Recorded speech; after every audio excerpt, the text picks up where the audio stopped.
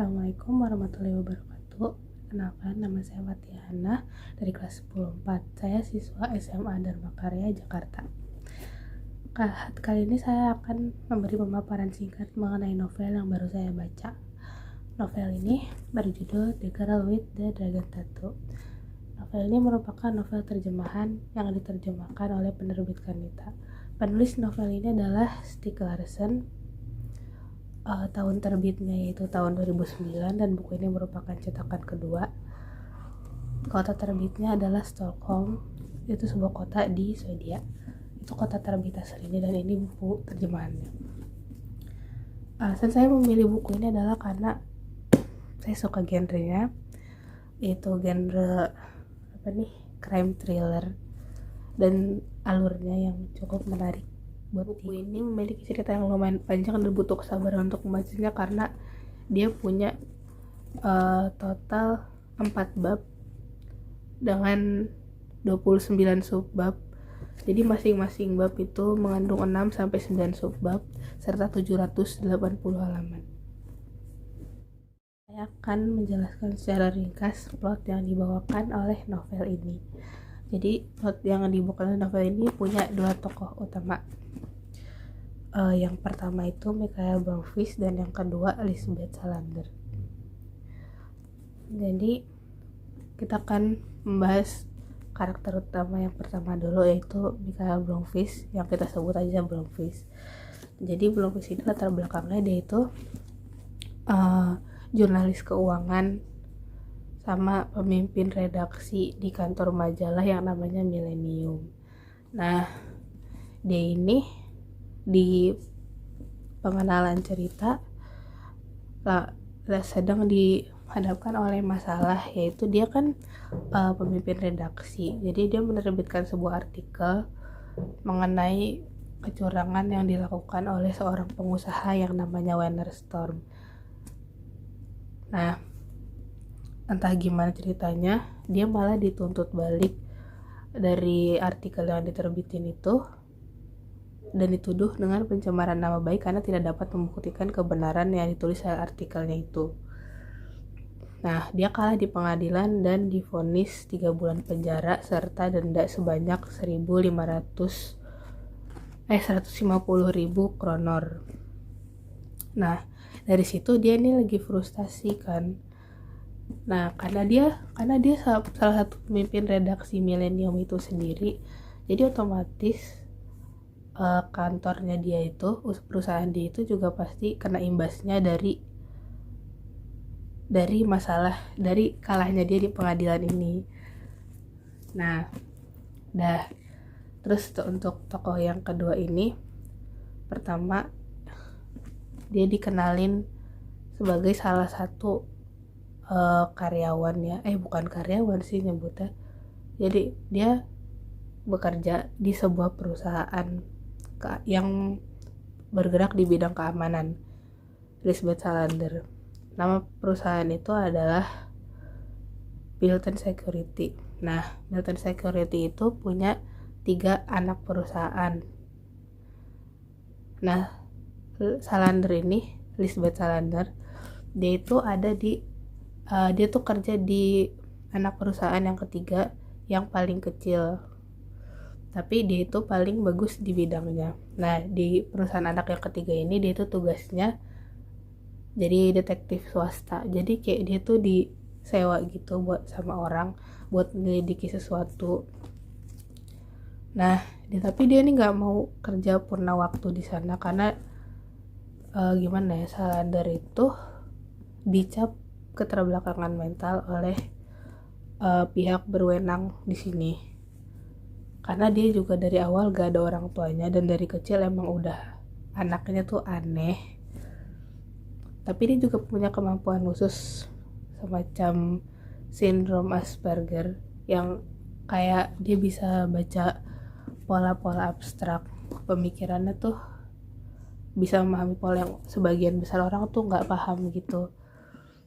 Nah, dia ini latar belakangnya karena dia kan gak ada orang tuanya dan dia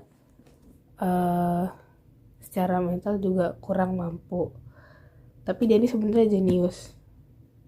dia pindah keluarga sebanyak 4 kali karena itu dia selalu kabur-kaburan, dan kemudian sama pihak berwenang sama pemerintah dia diputuskan buat dapat hak perwalian. Nah, dia ini bekerja di military security sebagai detektif swasta karena emang itu hobinya dia senang menguak rahasia-rahasia orang yang paling dalam, dan itu ya buat kesenangan dia aja sendiri. Nah, dia ngelakuin itu juga karena dia punya kemampuan hacking. Jadi dia hacker yang jadi gitu pengenalan awalnya.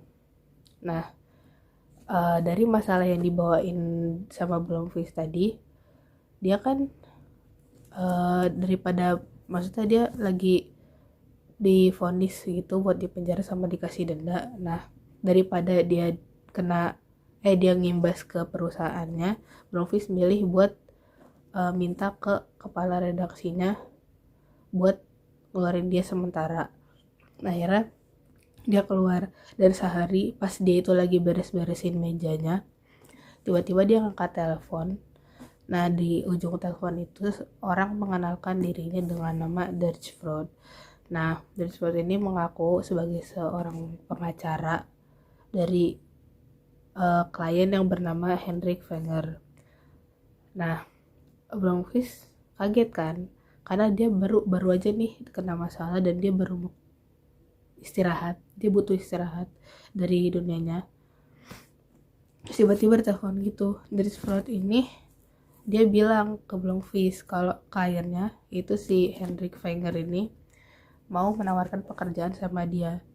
Blomqvist jelas kaget karena Hendrik Wenger ini Hendrik Wenger ini CEO perusahaan yang paling jaya pada tahun 50-an. Blomqvist kan terheran-heran, kayak dia mikir pekerjaan apa yang kira-kira mau dikasih nih sama si Hendrik sama dia. Akhirnya besoknya dia datengin Hendrik ke tempatnya dan dia diskusi di sana. Karena si Frode waktu di telepon dia nggak mau ngasih tahu karena dia merasa itu bukan haknya dia. Nah, ternyata si Hendrik Wenger ini, dia pas Blomqvist nyampe dia jelasin kalau dulu dia udah kenal sama Blomqvist karena ayahnya pernah kerja di perusahaannya dia. Dia ngasih tugas ke Blomqvist kalau dia tuh butuh bantuan buat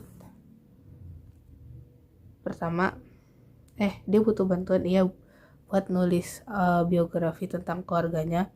Yang kedua buat menguak misteri hilangnya anak di keluarga Wenger ini. Nah, awalnya Blomqvist gak tertarik, tapi tawaran yang dikasih sama Wenger ini bisa menggerakkan Blomqvist untuk menerima tawaran tersebut.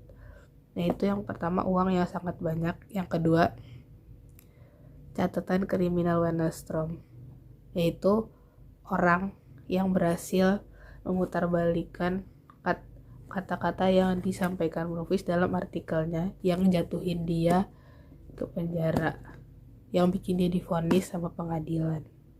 Nah, Blomqvist yang emang udah pengen balas dendam gitu, dia tergiur kan, dia terima tawaran itu dan dia kerja di bawah Hendrik selama 1 tahun untuk mengerjakan itu. Nah, awalnya Blomqvist sama Salander ini gak saling kenal sampai dalam kasus, pokoknya dalam penyidikan hilangnya anak ini dalam keluarga Wenger, Blomqvist minta ke Hendrik kalau dia butuh asisten yang profesional. Akhirnya Hendrik menghubungin Milton Security. Nah, di sana atasannya Salander nunjuk Salander buat untuk menjadi asistennya Blomqvist ini karena dianggap Salander itu nomor 1 di detektif swasta tersebut. Akhirnya ketemu Blomqvist sama Salander ini, mereka kenal, mereka partneran, dan mereka bareng-bareng nguak misteri hilangnya anggota keluarga Wenger. Jadi Hendrik ini udah tua. Silsilah keluarga Wenger tuh sebenarnya agak rumit. Jadi Hendrik ini 5 bersaudara dan yang hidup di antara 5 bersaudara itu cuma 3. Kakaknya yang paling tua udah meninggal, namanya Richard. Richard ini punya anak namanya Gottfried dan Isabella. Nah, Gottfried dan Isabella ini punya anak lagi namanya Martin sama Harriet.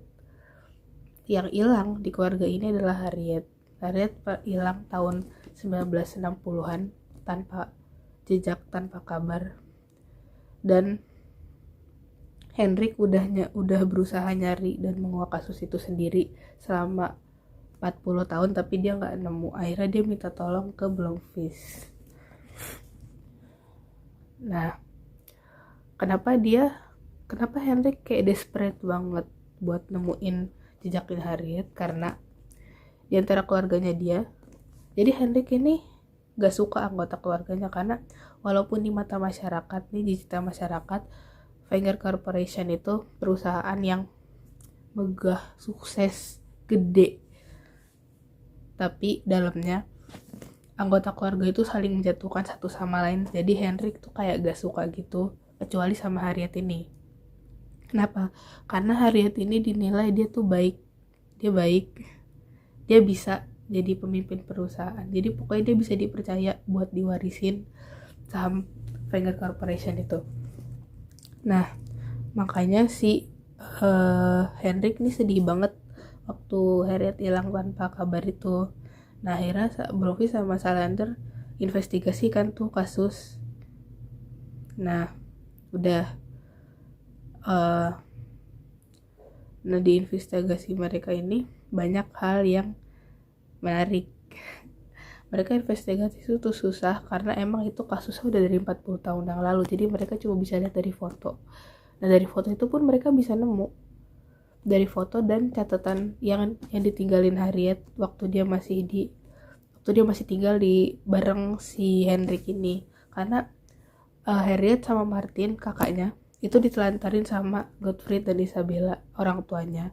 Jadi Hendrik sebagai adik dari kakeknya Harriet dan Martin ini memilih untuk berbaik hati mengadopsi mereka, merawat mereka lah gitu istilahnya. Nah,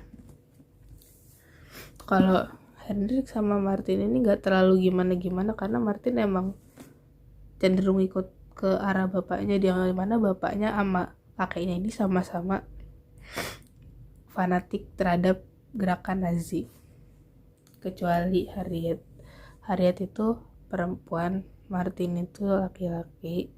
Tapi ya Harriet itu gimana ya, dia sempat tertarik sama ajaran agama, jadi dia tuh religius, dia belajar Injil, gak kayak semua anggota keluarga yang lain. Nah, si investigasi Blomqvist dan Salander ini gimana ya, investigasi Blomqvist dan Salander ini itu panjang dan rumit, yang mana mereka cuma berusaha mengungkap misteri hilangnya Harriet ini, malah mengungkap kasus pembunuhan, yang mana petunjuknya itu mereka dapetin dari foto-foto dan catatan yang ditinggalin Harriet yang hilang waktu itu. Akhirnya apa? Mereka nemuin Harriet gak hilang karena dibunuh, gak hilang karena kecelakaan terus meninggal, tapi dia melarikan diri. Kenapa?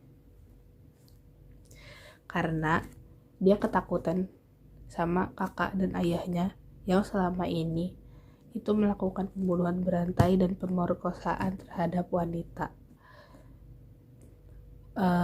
Gimana ya, jadi yang bikin menarik itu adalah mereka melakukan itu dengan dasar ayat yang ada di Injil. Jadi yang mereka lakuin itu semacam parodi Injil gitu.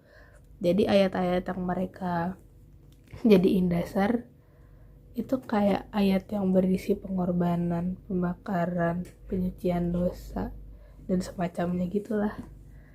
Makanya jadi kayak pas mereka ketemu pelakunya itu mereka terkejut Dan pas dikasih tahu ke Hendrik pun, Hendrik yang awalnya minta ditulisin buku sejarah keluarganya gak jadi. Dia bilang makasih udah mengungkap misteri hilangnya Harriet dan mengembalikan Harriet sama saya, tapi kamu gak perlu nulis buku tentang sejarah keluarga saya lagi. Nah, habis itu perjanjian mereka tetap kan, si Hendrik ngasih informasi mengenai tindakan kriminal yang dilakukan Wennerstrom yang ngejeleblosin Blomqvist ini ke penjara. Tapi ternyata informasi yang dikasih sama Hendrik ini gak cukup, dan Blomqvist itu ngerasa ditipu. Tapi dia kenal sama Salander. Dia pergi dari tempatnya Hendrik sama Salander. Jadi Salander itu sadar gak sadar dia suka sama Blomqvist. Jadi dia ngikut aja gitu. Nah, habis itu ceritanya dilanjut. Hendrik udah gak ikut campur karena dia udah ngecewain Blomqvist. Yang bantuin Blomqvist menguak tindakan kriminal selama yang dilakuin sama Wennerstrom itu Salander. Nah, habis itu setelah dia berusaha ngumpulin informasi itu lama, susah, dia terbitin artikel baru tentang Wennerstrom. Dan itu berhasil menyungkir balikan semua yang terjadi di awal cerita, yang pas dia dijeblosin ke penjara selama 3 bulan dan didenda sekian kroner. Nah, akhirnya dia menang tuh, dia berhasil balas dendam sama Wennerstrom. Jadi itu endingnya. Akhirnya dia ya mereka tetap partneran. Buku ini merupakan seri pertama dari Stieg Larsson. Jadi sebenarnya masih ada lagi buku yang kayak seri kedua. Menurut saya novel ini cocok buat dibaca yang suka tentang kayak detektif, misteri gitu, sama thriller. Karena saya baca ini beneran saya campur aduk. Dan ini menambah wawasan sih kalau menurut saya. Bukunya terbitan lama tapi masih bisa ditemuin mungkin di toko-toko online atau di toko buku bekas. Jadi saya menyarankan buku ini untuk dibaca bagi yang suka misteri atau crime thriller. Terima kasih, saya mohon maaf apabila ada salah kata. Wassalamualaikum warahmatullahi wabarakatuh.